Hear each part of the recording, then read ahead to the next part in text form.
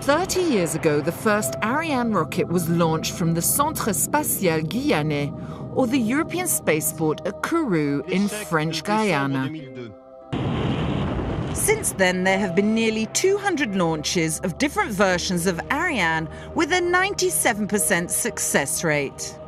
This has secured independent access to space for Europe, and at the same time, Europe has become a leader in the world market for commercial launches. To further increase these two objectives, ESA member states decided to increase Europe's capacity to put satellites into orbit. To do this, it must expand its portfolio of launchers to be able to launch any kind of satellite on any type of orbit. Presently, Ariane 5 is Europe's workhorse to send large satellites into space, in particular telecommunications satellites on geostationary orbit, and it's designed for a rate of 10 missions per year. This year, it'll be joined by Russian-built Soyuz launchers, which can put medium-sized payloads into space. Built in the city of Samara, the Soyuz has been launched over 17,000 times from Baikonur in Kazakhstan. It's the historic rocket that launched the Sputnik satellite in 1957 and was also used for Yuri Gagarin, the first man in space. Launching from Kourou will greatly increase its capability. Shipped from St. Petersburg, the first two Soyuz units are already in Guyana. Launching Soyuz from the European Spaceport has necessitated the building of a new launch pad. And with different conditions due to equatorial weather, a different technical approach, and also French regulations, the Soyuz launch system has had to be adapted. We'll have a mobile gantry which doesn't exist in Baikonur. This will integrate this high part, ensuring access to the launcher. The European Spaceport will also soon welcome another new member of the family, the Vega launcher, which will target the growing market for smaller satellites. Fabricated in Italy at Colleferro near Rome, Vega's 3 stages make extensive use of carbon composites, making Vega one of the lightest launchers ever. In Kourou, the finishing touches are being made to Vega's launch pad.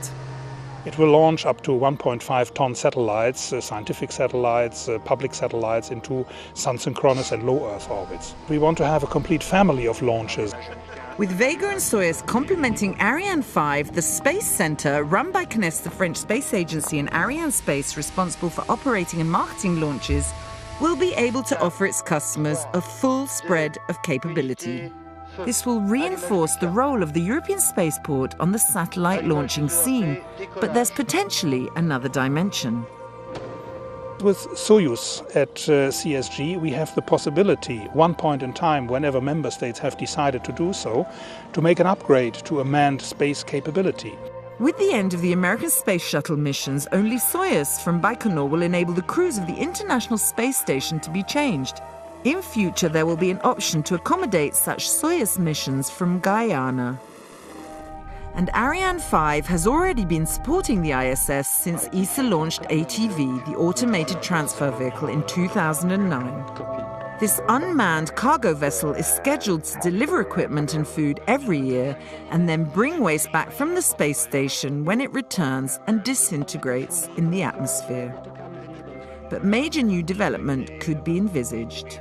An upgrade possibility could be that we have a return vehicle which can bring back samples from the International Space Station safely down to Earth, a little bit like the Apollo capsule, but first unmanned.